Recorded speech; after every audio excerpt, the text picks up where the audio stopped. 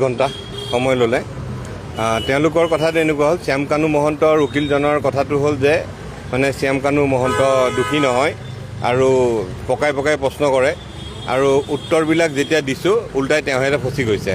আচৰিত কথাটো দিল্লীৰ পৰা যিজন আছে সিদ্ধাৰ্থ শৰ্মাৰ উকিলজনে ইমান পাক লগাই প্ৰশ্ন কৰিছে, লাষ্টত কৈছে কি যে সিদ্ধাৰ্থ শৰ্মা শ্যামকানু মহন্তৰ যে হত্যা কৰিছে প্ৰমাণ কি, মই কিয় FIR নিদিলোঁ আগতে। তো মই ক'লোঁ এইটো কথা ক'লোঁ যে শ্যামকানু মহন্ত আগতে মানে এজন আইকন আছিলে, তেওঁ পলিটিকেল এনালাইচিছ আছিল, এণ্টাৰপ্ৰেনাৰ আছিলে, তেওঁ বহুত অসমীয়া ল'ৰাক চাকৰি দিছিলে কিন্তু আজি জেলৰ ভিতৰত সোমাই আছে। তো তেনেকুৱা কথা। তো মোটামুটি আজি তেওঁলোকে নোৱাৰিলে আমাক।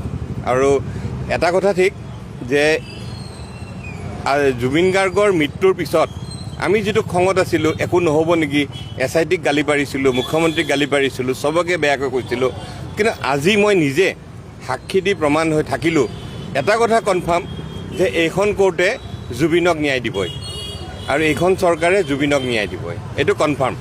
আজি মই নিজে প্ৰমাণ হ'লোঁ। কোৰ্টখন খুব ধুনীয়াকৈ গৈ আছে আৰু চবকে মিলি যোনে যি কৈছে চব লিপিবদ্ধ কৰি আছে। সঁচাই এইখন কোৰ্টে জুবিনক ন্যায় দিব।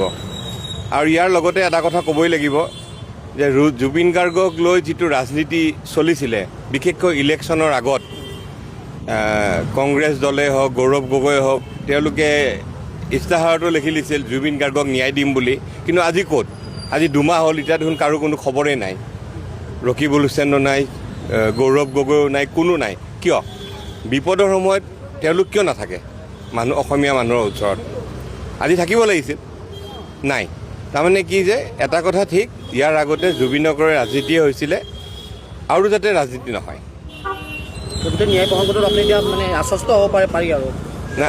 আৰু এটা কথা, FIR বহুত পৰিছিলে আমি জনাত। এতিয়া মই CIDৰ পৰা গম পালোঁ, আমি যিখন FIR দিছোঁ সেইখন FIR মতেহে গোটেই কেছটো চলিব। এতিয়া কিছু সময় আগতে গৰিমা শইকীয়া গাৰ্গে কৈছে যিখিনি প্ৰবাসী অসমীয়া আছিলে যে ইহঁতত থকা মানুহখিনি গোটেইখিনি দোষী, কিন্তু এতিয়ালৈকে আইনৰ আওতালৈ অহা নাই, তেনেকুৱা ধৰণৰ কথা। না, আজিতো মই কৈ দিলোঁ, তন্ময় অভিমন্যু তালুকদাৰ আৰু তন্ময় ফুকন, তেওঁলোকৰ কথা মই আজি ক'লোঁ যে স্পষ্ট, জুবিন গাৰ্গক মদ কোনে খুৱাইছিলে? অমৃত প্ৰভা, তন্ময় ফুকন, অভিমন্যু তালুকদাৰ, এওঁলোকে।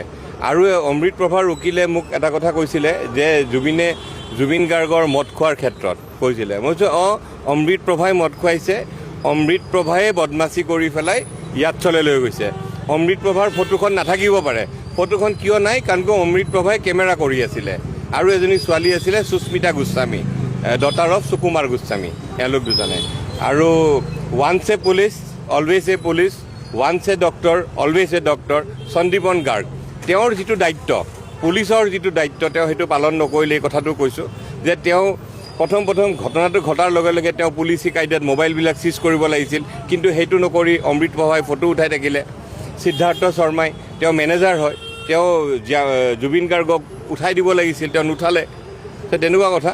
মুঠতে গোটেই টীমটোৱে জুবিন গাৰ্গক হত্যা কৰিছে আৰু আজি মোৰ সাক্ষীত মই সেইখিনি প্ৰমাণ কৰিব চেষ্টা কৰিছোঁ। আপুনি আশ্বস্ত হৈছে আৰু যে মই আশ্বস্ত, আৰু এইখন কোৰ্টে ন্যায় দিব জুবিনক।